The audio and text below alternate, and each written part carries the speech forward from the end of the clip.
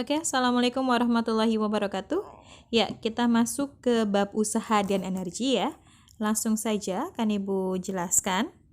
Definisi dari usaha itu sendiri itu adalah perkalian antara gaya dan perpindahan benda. Jadi jika ada gaya F yang mengenai sebuah benda, maka benda itu akan melakukan sebuah perpindahan S ya.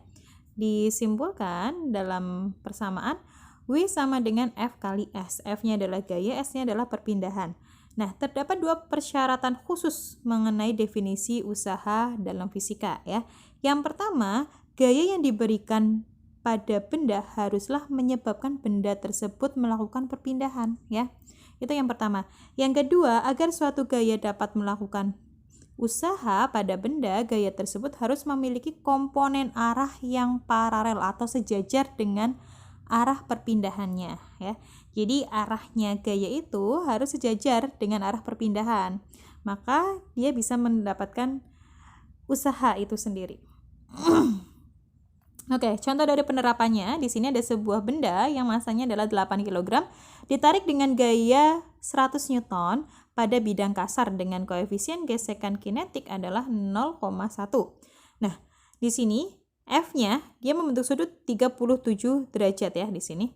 Nah, perpindahannya itu sejauh 5 meter. Tadi ya, definisi dari usaha itu sendiri, gayanya harus sejajar dengan arah perpindahan. Maka F-nya ini kita komponenkan, F-nya yang sejajar dengan arah perpindahan. Maka kita tarik ke sumbu X nanti ya. Kita lihat di sini. Nah, di sini nih. Ini ya, ini sudah Ibu gambarkan untuk gaya yang bekerja pada benda ini. Nah, F-nya di sini kalian jabarkan vektornya ya. F cos 37 ini pada F sumbu X dan F pada sumbu Y F sin 37. Tetap di sini ada gaya normal, masih ingat ya. Terus ada gaya berat ke bawah. Nah, terus ada gaya geseknya berlawanan dengan arah perpindahannya ya. Arah perpindahannya kan ke sana. Oke. Ini.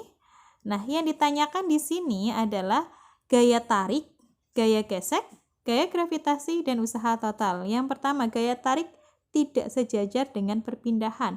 Maka perlu diuraikan dulu yang tadi Bu bilang ya, gayanya harus diuraikan dulu ini. Pada sumbu X dan sumbu Y. Jadi usaha yang dilakukan gaya tarik adalah W-nya sama dengan F cos 37 dikali dengan S ya. W-nya tadi kan F kali S. Nah, F-nya ini adalah Fx yang ini. Yang ini, F cos 37. Maka didapat W-nya adalah 400 Joule. Nah, yang kedua, usaha oleh gaya gesek. Cari besar gaya geseknya terlebih dahulu. Tadi gaya geseknya adalah gaya gesek kinetik ya. Di mana arahnya itu berlawanan dengan arah perpindahannya. Nih. Nah, N-nya itu gaya normalnya ya, kita cari tadi, kalau dilihat dari gambar, kita lihat gambar sebelumnya dulu. Ini cari gaya normalnya ya, gaya normal. Yang sejajar dengan gaya normal ada F sin 37, terus ada W, maka kita dapat N-nya. N-nya adalah 20 Newton. Terus gaya gesek, ingat ya, mu kali N, makanya tadi kita nyari N dulu nih. Nah, mu K-nya 0,1 kali N-nya 20, maka sama dengan 2 Newton. Nah, usahanya W sama dengan F kali S. Nah, F-nya di sini adalah tadi usaha yang dilakukan oleh gaya gesek. Maka F-nya di sini adalah F gaya gesek itu sendiri, yaitu 2 Newton. Maka didapat W-nya sama dengan 10 Joule. Nah, di sini ada simbol min. Tanda min ini itu menunjukkan bahwa arah gaya yang bekerja berlawanan dengan arah perpindahannya ya. Oke, yang ketiga, yang C, usaha oleh gaya gravitasi itu sama dengan 0. Hal ini dikarenakan arah gaya dan arah perpindahan saling tegak lurus, maka usahanya sama dengan 0. Yang D, usaha total, yaitu di sini ada gaya udah W sama dengan ini ada W cos 37 ya, min gaya geseknya. Nah, kenapa kita lihatnya adalah gaya-gaya yang sejajar dengan perpindahan? Ada F-nya adalah ada Fx-nya yaitu F cos 37, terus ada FK gaya geseknya. Nah, karena arahnya berlawanan, maka FK-nya dia bernilai negatif. Maka W totalnya atau usaha totalnya adalah 390 Joule.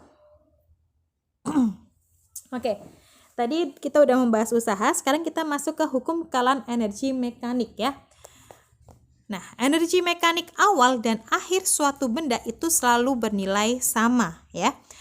EM, energi mekanik itu adalah total dari energi potensial ditambah dengan energi kinetik ya. Nah, hukum kekalan energi mekanik tadi dia sama di awal maupun di akhir itu sama. Maka EM1 itu sama dengan EM2. Energi mekanik di posisi awal sama dengan energi mekanik di posisi akhir. Maka langsung bisa kita jabarkan EP1 plus EK1 sama dengan EP2 plus EK2. Ingat energi potensial itu apa? MGH. M-nya adalah massa, G-nya adalah percepatan gravitasi, H-nya adalah ketinggian. EK, energi kinetik, setengah mv kuadrat. M-nya adalah massa, V-nya adalah kecepatan. Nah, sama seperti yang EP2 dan EK2. Tinggal ini perbedaannya adalah ini posisi yang pertama, ini adalah posisi yang kedua. Oke, sekarang kita tinjau energi pada benda jatuh bebas ya. Tadi kita sudah tahu hukum kekalan energi, yaitu energi mekanik itu selalu bernilai sama. Nah, sekarang kita lihat ketika benda itu jatuh bebas ya. Energi pada benda yang jatuh bebas dari posisi titik A, B, dan C. Nah, dia punya ketinggian masing-masing ya. Ini ada ketinggiannya HA. Nah, terus ini HB. Nah, terus yang C itu dia berada di atas tanah ya. Nah, jika suatu benda jatuh bebas dari posisi A menuju ke C. Nah, yang pertama, energi kinetik di A, B, dan C itu bernilai sama. Tadi ya, energi mekanik itu selalu bernilai sama. Nah, yang kedua, di titik A, energi kinetik benda adalah 0. Ya. Energi kinetik benda 0. Kenapa? Karena dia benda jatuh bebas. Maka di sini posisi dia adalah diam. Kalau diam, maka kecepatannya sama dengan 0. Kenapa kehubungannya sama energi kinetik? Ingat ya, energi kinetik itu adalah EK.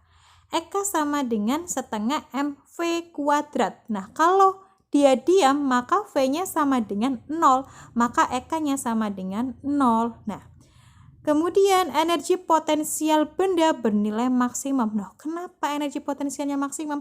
Karena pada posisi A ini, dia berada pada ketinggian maksimumnya ya. Sebelum bendanya ini adalah jatuh, sebelum bendanya jatuh, maka dia berada pada ketinggian maksimum.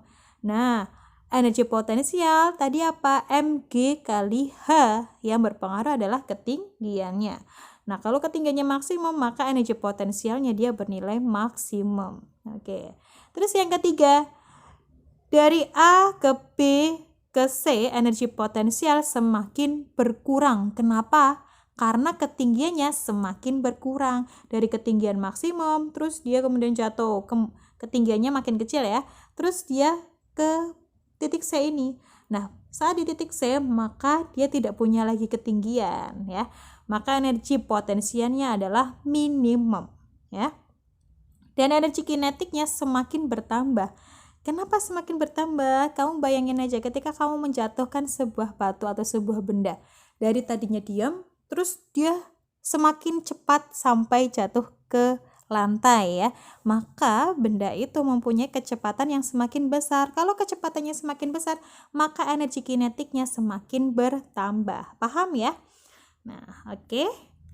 Contoh penerapannya, suatu bola yang masanya 2 kg jatuh bebas dari ketinggian 30 meter. Jika G sama dengan 10 meter per second kuadrat, pada saat bola tersebut mencapai ketinggian 10 meter dari permukaan tanah, yang ditanyakan adalah energi potensial, energi kinetik, dan kecepatan. Oke, kita lihat di sini. Yang A, energi potensial mg kali H. Dimasukkan aja, M-nya adalah 2, G-nya 10, H-nya 10, maka sama dengan 200 Joule. Gampang ya. Nah, terus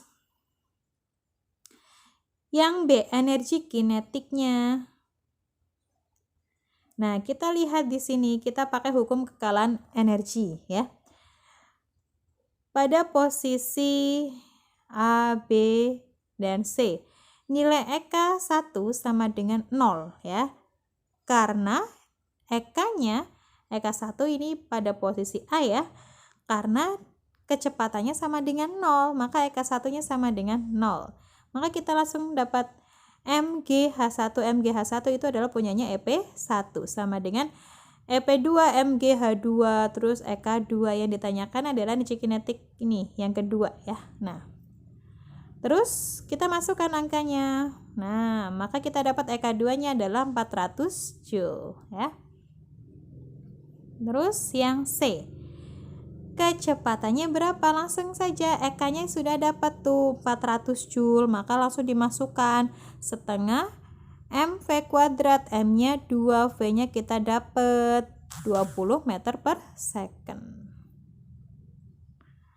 Oke, sekarang kita meninjau energi pada benda bergerak di bidang miring. Nah, ini ya, tadi kita sudah tahu energi mekanik itu selalu bernilai sama. Kita lihat di sini.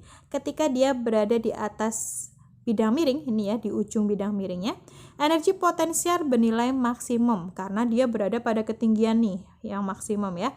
Dan energi kinetiknya 0 karena dia masih diam di sini, belum meluncur, maka kecepatannya masih 0. Jadi EK-nya sama dengan 0. Nah, terus pada posisi di bawah ini dia sudah tidak punya ketinggian ya, maka energi potensialnya bernilai 0 dan energi kinetiknya bernilai maksimum. Karena dia meluncur, maka kecepatannya dia maksimum.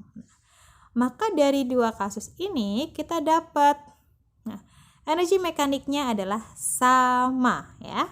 Oke. Terus contoh penerapannya, perhatikan gambar berikut. Ini posisi A, ini posisi B. Ini ketinggiannya 10 meter. Masanya adalah 20 kg. Sebuah balok meluncur dari A tanpa kecepatan awal. Tanpa kecepatan awal, artinya kecepatan awalnya sama dengan 0. Kecepatan benda saat mencapai titik B adalah, yang ditanya adalah VB-nya kepada posisi B-nya. Nah, oke. Kita langsung jawab. Energi mekanik A sama dengan energi mekanik B. Kita tuliskan tuh EP plus EK-nya A dan B. Nah, EKA-nya karena dia berada pada ketinggian maksimum, di sini dia tanpa kecepatan awal, maka VA-nya sama dengan 0. Jadi langsung aja ini 0, jadi nggak Ibu tuliskan di sini ya. Terus EPB-nya karena dia tidak punya ketinggian lagi pada posisi B, maka hanya sama dengan 0. Jadi EPB-nya 0, nggak Ibu tuliskan lagi. Jadi langsung yang Ibu tuliskan adalah EPA dan EKB-nya. Maka kita dapat VB-nya sama dengan akar 2 GHA. Dapat 10 akar 2 meter per second. Nah, terus kita tinjau lagi energi pada ayunan. Nah, kalau kalian mainan ayunan, itu kan ada posisi maksimum ke sana, terus di tengah, terus maksimum ke arah ke sananya. Nah, pada posisi yang A, ini ya. Nah, EP maksimum, karena dia pada ketinggian maksimum ya. Nah, kedorong nih, posisi maksimum ke belakang ya. EP maksimum. Energi kinetiknya dia minimum, karena pada saat di sini dia sempat berhenti. Jadi, kecepatannya 0. Nah, terus sampai ke sini dia udah punya kecepatan tuh. Nah, maka EK-nya maksimum, EP-nya minimum karena di sini adalah titik setimbangnya, tidak punya ketinggian. Ngukur ketinggiannya dari sini nih.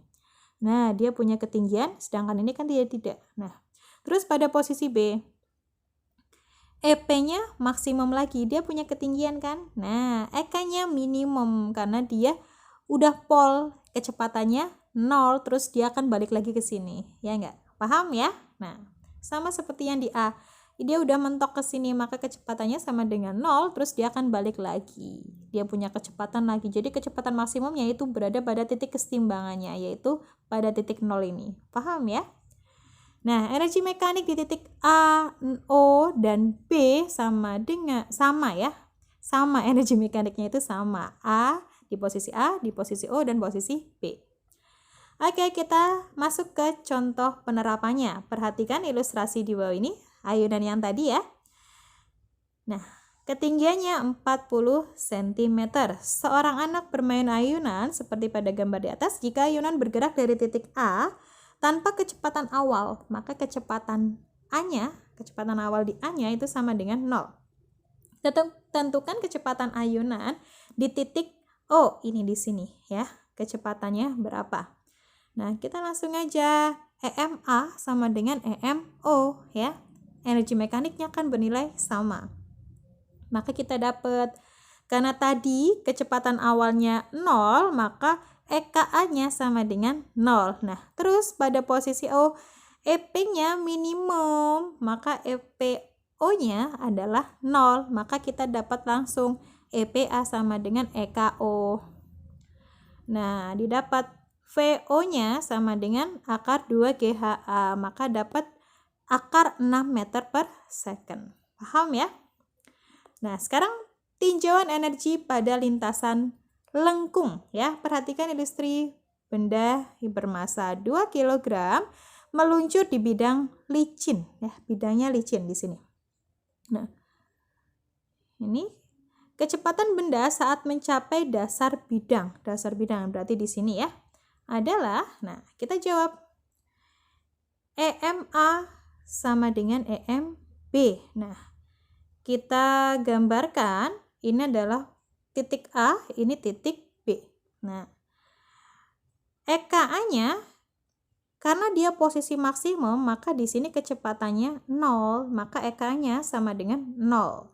Maka langsung yang Ibu tuliskan di sini adalah EPA. Nah, di posisi yang B, ini posisi B ya, EPB-nya dia sudah tidak punya ketinggian lagi, maka EPB-nya 0. Maka yang Ibu tuliskan adalah hanya EKB.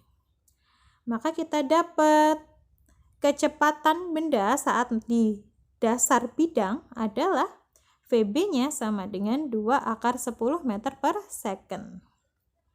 Oke, sekarang kita tinjau energi pada lintasan lengkung. Sebuah peluru bermassa 5 kg ditembakkan dari atas tebing yang tingginya 40 meter dengan sudut elevasi 37 derajat. Kecepatan awal 100 meter per second. Nah, di sini dia punya kecepatan awal ya. Tentukan kecepatan peluru saat 20 meter di atas permukaan. Terus yang B, kecepatan peluru saat mengenai target yang berada di permukaan tanah. Ini ya, ini 20 meter berarti di posisi C yang ditanyakan yang A. Kecepatan peluru saat 20 meter di atas permukaan. Terus yang B, kecepatan peluru saat mencapai target yang dikenainya berada di permukaan tanah, berarti posisi yang D. Yang A dulu kita bahas pada saat di posisi C ya. EMA, energi mekanik di titik A itu sama dengan energi mekanik di titik C. Maka kita dapat, nah kita gambarkan sini. Tadi EKA-nya dia punya kecepatan awal yaitu 100 meter per second, maka di sini EKA-nya nggak 0 ya. Nah, ini nggak ada yang 0 nih karena dia punya nilai semua. Nah, tinggal dimasukkan aja. Ada MGHA plus setengah MVA kuadrat sama dengan MGHC plus setengah MC kuadrat. Nah, ini ada M, ada M, ada M, ada M, coret M, ini M juga coret M ya, dibagi dengan M saja. Nah, maka kita dapat langsung tuh GHA plus setengah VA kuadrat sama dengan GHC plus setengah VC kuadrat. Nah, kita dapat VC-nya sama dengan akar 500, yaitu 10 akar 5 meter per second. Terus yang B, nah langsung aja. Nah, karena posisi pada D, EPD-nya sama dengan 0 karena HD-nya adalah 0. Maka langsung aja nih. Ibu tuliskan seperti ini. Nah, yang ditanya adalah kecepatan di akhir, berarti VD-nya ya. Nah, tuh M-nya tinggal dicoret saja dibagi M ya. Kita dapat VD-nya adalah 30 meter per second. Perubahan bentuk energi dan hubungan usaha energi. benda jatuh bebas. A, B, C. Ini ya, benda jatuh bebas terjadi perubahan energi potensial menjadi energi kinetik. Nah, benda meluncur di bidang miring. Pada benda meluncur terjadi perubahan energi potensial menjadi energi kinetik ya. Nah, sama ya. Nah, kita lihat di sini ada ilustrasi orang memanah ya. Anak panah meleset dari busur, itu juga usaha energi ya, penerapan dari usaha energi. Ini energi potensial pegas. Ya, ini juga pegasnya itu di sininya ya. Ketika dia dilepaskan busur panahnya, maka di sini ada energi potensial pegas ya, ini ya. Terus contoh dari penerapannya, seorang atlet panah sedang meregangkan busur panahnya yang memiliki konstanta pegas sebesar 1250 Newton per meter dengan gaya 250 Newton sehingga meregang sejauh 20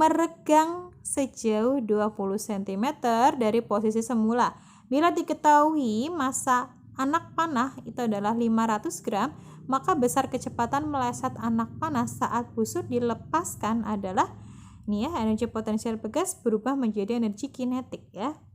Maka EP pegas, energi potensial pegas sama dengan energi kinetik. Nah, energi potensial pegas yaitu setengah K kali delta X kuadrat ya. Nah, kita langsung coret setengahnya. Tadi K-nya ya, konstanta pegas. K itu adalah konstanta pegas yaitu bernilai 1250 Newton per meter. Nah, terus delta X-nya itu adalah regangannya ya. Tadi regangannya adalah sejauh 20 cm. 20 cm itu sama dengan 0,2 meter dikuadratkan.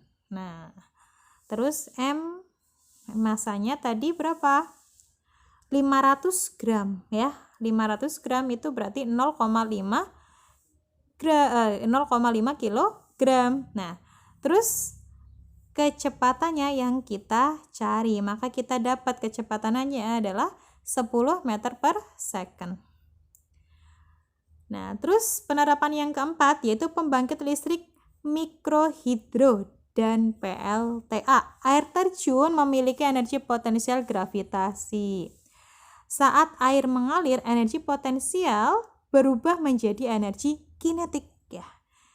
Nah, terus di sini ada aliran air digunakan untuk menggerakkan turbin dan menghasilkan energi listrik ini juga ya. Nah, kita lihat di sini energi potensial itu adalah EP sama dengan MGH. Terus energi kinetik dia berubah menjadi energi kinetik. EK-nya sama dengan setengah MV kuadrat. Terus energi listrik dia berubah menjadi energi listrik yaitu daya listrik. Di mana P sama dengan ini ya.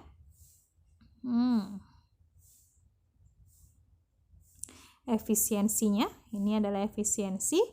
Q-nya di sini adalah debit, Rho-nya adalah massa jenis, G-nya adalah percepatan gravitasi dan H-nya adalah ketinggian. Oke, ini adalah daya listrik. Contoh penerapan air terjun setinggi 20 meter digunakan sebagai pembangkit listrik tenaga air. Nah, setiap detik air mengalir 10 meter kubik. Jika efisiensi generatornya adalah 55% dan percepatan gravitasinya adalah 10 meter per second kuadrat, maka daya rata-rata yang dihasilkan adalah, nah tadi daya listrik P sama dengan efisiensi dikali dengan Q, Q-nya adalah debit, Rho massa jenisnya dikali dengan GH. Nah, ini ya efisiensinya adalah 55%. Debitnya 10 meter kubik. Terus Rho-nya, massa jenisnya, massa jenis air ya, 1000. Terus G-nya adalah 10, ketinggiannya adalah 20 meter. Nah, maka kita dapat daya listriknya adalah 1100 kilowatt. hubungan usaha dan energi. Nah, sekarang hubungan usaha dan energi. Yang pertama tadi usaha sama dengan gaya dikali dengan perpindahan. Nah, usaha itu sama dengan delta EP, perubahan energi potensial. Terus, usaha itu juga sama dengan delta EK. Ini ya, energi kinetiknya ya. Nih, mana pelajaran ada perpindahan ketika benda mengalami perbedaan posisi ketinggian. Nah, kalau ini terjadi pergeseran. Nah, terus kalau ini mengalami perubahan kecepatan ya. Kalau ini perubahan perpindahan, ada perpindahan. Kalau ini perubahan posisi ketinggian, kalau ini perubahan kecepatan. Nah, contoh penerapannya. Sebuah benda bermasa 4 kg mula-mula diam, kemudian bergerak lurus dengan percepatan 3 meter per second kuadrat. Usaha yang dikerjakan pada benda tersebut adalah, karena terjadi perubahan kecepatan, maka W sama dengan delta EK. Nah, langsung aja tuh kita cari V2 ya. V2 sama dengan V1 plus AT. Nah, ini GLBB ya, masih ingat ya, maka V2-nya sama dengan 6 meter per second, sehingga diperoleh W-nya 72 Joule. Sebuah benda bermasa 1,5 kg berada pada ketinggian 40 meter dari tanah, kemudian benda itu jatuh bebas. Nah, berapakah usaha yang dilakukan oleh gaya berat sehingga benda sampai ke tanah? Nah, karena dia yang berpengaruh adalah ketinggian, maka W sama dengan delta EP ya. Nah, delta EP, mg perubahan dari hanya tadi pada ketinggian 40 meter dari tanah. Nah, Nah, ini ya. Sehingga sampai ke tanah berarti kan hanya 0 ya. Nah, terus H1-nya adalah 40 meter, maka delta H-nya adalah 40. Maka W-nya sama dengan 600 Joule. Nah, terus sebuah truk yang masanya 1 ton melaju dengan kecepatan 72 km per jam. Ingat ya, ini 72 km per jam ya. Sehingga mendekati lampu merah. Ya, karena mendekati lampu merah, supir truk menginjak rem hingga truk berhenti setelah menempuh jarak 10 meter dari pengereman. Nah, gaya rem yang bekerja pada truk adalah, nah, kita lihat di sini, W sama dengan delta EK. Nah, W-nya itu, karena ini ada perpindahannya juga, maka F kali S ya, gaya dikali dengan perpindahannya. Terus delta EK-nya setengah MV kuadrat. Setengah, ini M-nya tadi 1 ton, itu sama dengan 1000 kg. Terus kecepatannya 72 km per jam dijadikan meter per second, maka dapat 20 meter per second ya. Terus kita dapat F-nya adalah 1000 Newton. Oke, itu aja, sekian dari Ibu. Terima kasih. Wassalamualaikum warahmatullahi wabarakatuh.